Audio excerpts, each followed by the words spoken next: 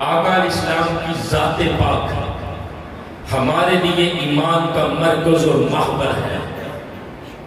یہ جو جشن کے سما نظر آتے ہیں نا، یہ جو آقا علیہ السلام کے ترانے اور نغمے گاتے ہوئے غلامان مصطفیٰ نظر آتے ہیں، آقا علیہ السلام کا ذکر ہو تو تاجدار ختم نبوت کے نعرے بلند ہوتے ہوئے نظر آتے ہیں، آقا علیہ السلام کی نموز کی بات ہو تو لبیک یا رسول اللہ کے یہ جو نعرے نظر آتے ہیں، ان میں راز ایک ہے کہ ہمارے لیے ایمان کا مرکز اور محور ذات مصطفیٰ ہے۔ ہمارا ایمان آقا علیہ السلام کی ذات پاک کے گرد گھومتا ہے۔ جس کا تعلق آقا علیہ السلام کی ذات پاک کے ساتھ جتنا زیادہ ہے، اس کا اتنا ہی ایمان مضبوط ہے۔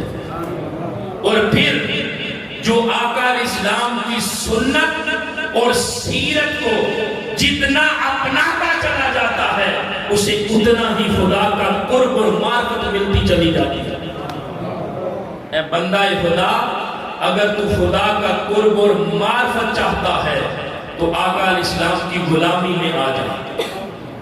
جب ہم نعرہ لگاتے ہیں نا غلامی رسول کا، تو یہ زبان سے کہتے ہیں، یہ زبان سے کہتے ہیں، لیکن اس وقت ہمارا دل ساتھ نہیں دیتا۔